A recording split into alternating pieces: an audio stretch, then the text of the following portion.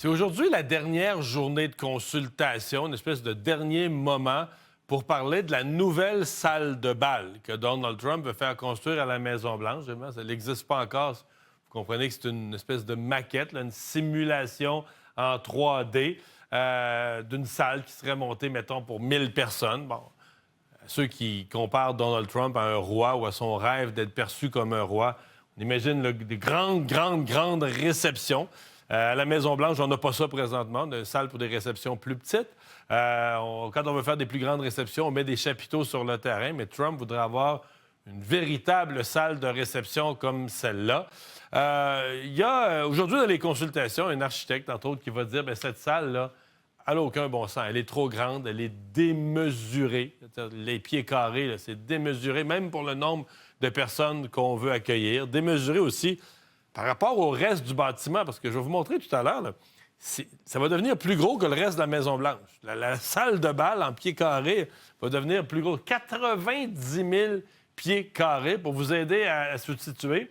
C'est 1,5 fois un terrain de football américain. C'est 5 patinoires de la Ligue nationale là, qui seraient mises là, côte à côte. C'est pas une petite salle, c'est pas une salle ordinaire. Bon, rappel des faits quand même.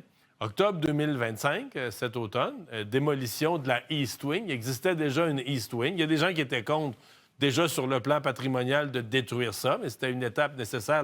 La nouvelle East Wing, ou l'aile de l'Est, ça va être ça va être la salle de bal elle-même. Ça datait d'une décision, donc en février, là, approbation fédérale. C'est la commission des arts là, qui approuve les plans, mais c'est parce que Trump a changé tout le monde. Trump a tassé les gens qui étaient là, parce que c'est 6 membres, il les a tassés. Il a mis son monde à la place. Donc aujourd'hui, on en parle ce matin, parce qu'aujourd'hui, c'est vraiment les dernières consultations, la dernière journée pour revoir, repenser ou réviser les plans. Projet, rappelle quelques chiffres sur le projet de 300 millions de dollars pour lequel Trump a promis aux gens, ce ne sera pas des fonds publics, je vais trouver des donateurs privés.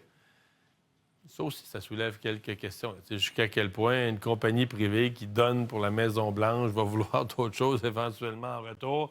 900 à 1350 invités, 1350 invités, presque 2 fois la superficie déjà l'actuelle existante de la Maison-Blanche.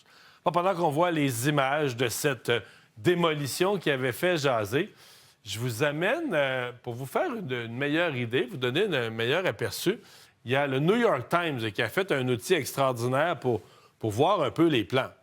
Ça, c'est ce que ça deviendrait. Et ça, c'est ce qu'on appelle la Maison-Blanche, que vous êtes habitué de voir habituel. Ça, c'est le célèbre lieu de pouvoir, le West Wing. Alors ça, c'est ce que deviendrait, quand on vous dit que c'est plus grand que le reste de la Maison-Blanche, c'est ce que deviendrait la nouvelle salle de bal. Là, ça serait comme l'entrée de la salle de bal, où la Maison-Blanche est en arrière. Et vous allez voir l'angle là, ici, ce que ça donne. On peut le voir du côté nord, on voit encore mieux. Ça, c'est vision du côté nord. Regardez, ça, c'est la Maison-Blanche actuelle. Et vous voyez l'autre résidence qui est vraiment immense. Là.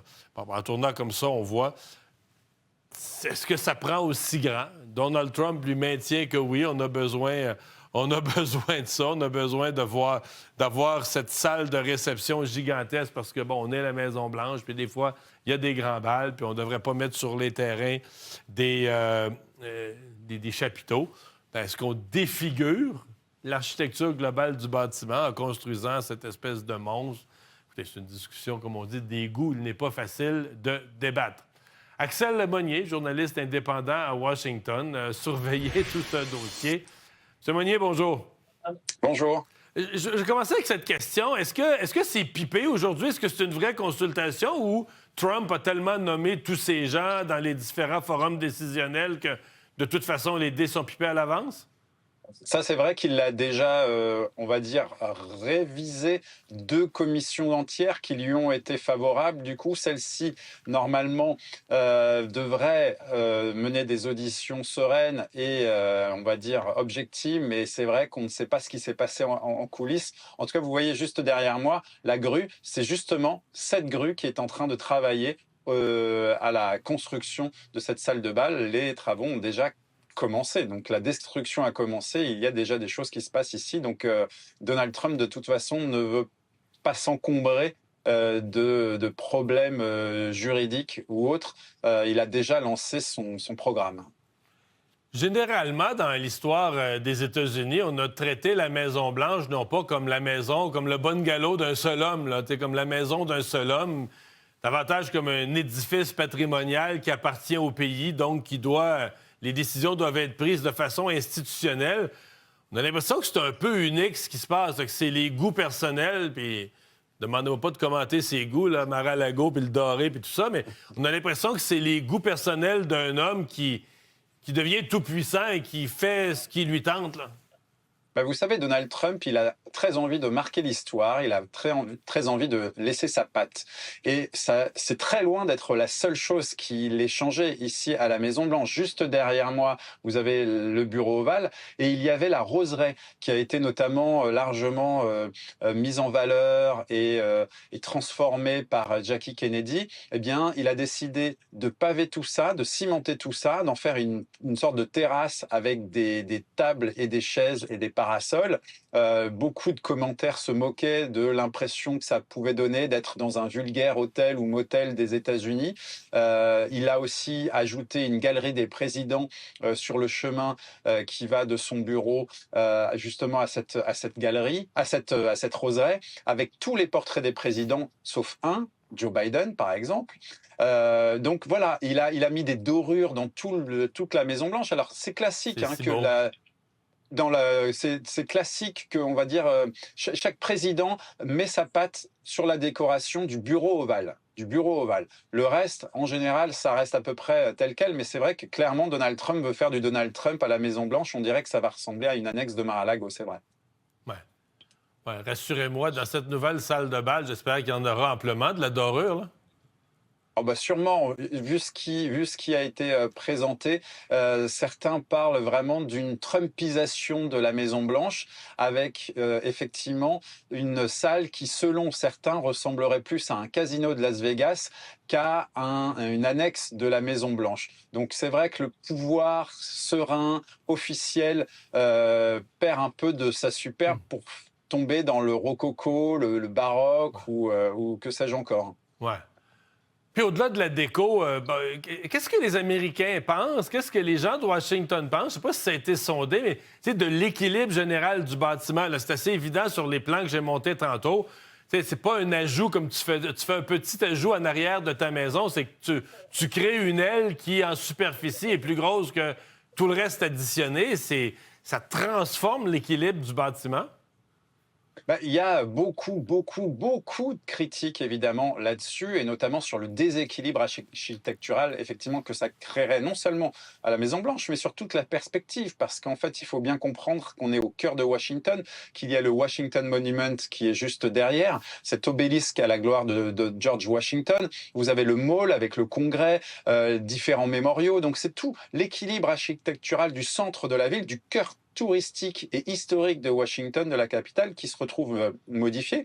Et ça, on a pu le quantifier parce qu'il y a eu une ouverture aux commentaires du public. Les citoyens américains étaient en droit de pouvoir donner leur avis sur ce changement. Il y a eu plus de 32 000 commentaires qui ont été faits. C'est rare pour un sujet comme ça, architectural, on va dire.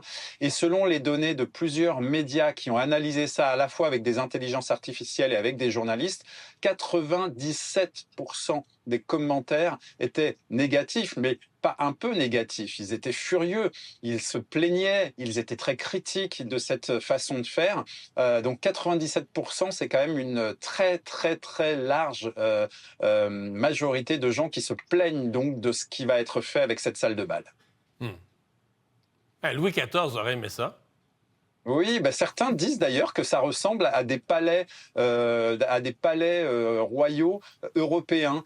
Donc effectivement, cette référence-là, Donald Trump, c'est pas la première fois qu'il se comporterait en monarque. On sait qu'il veut aussi mettre une grande arche à l'entrée de Washington, juste en face du mémorial à la gloire d'Abraham Lincoln. Ce serait l'arc de Trump, un qui serait un mélange sur l'inspiration de l'Arc de Triomphe parisien et de la porte du Washington Square à New York, mais quelque chose de vraiment très emphatique, grandiloquent. Et là aussi, il y a beaucoup de recours de personnes qui ne veulent pas qu'il mette en place ces travaux, mais on va voir ce qu'il fera. Avec de la dorure peut-être aussi sur l'arc. Sûrement. Merci beaucoup, Axel Monnier.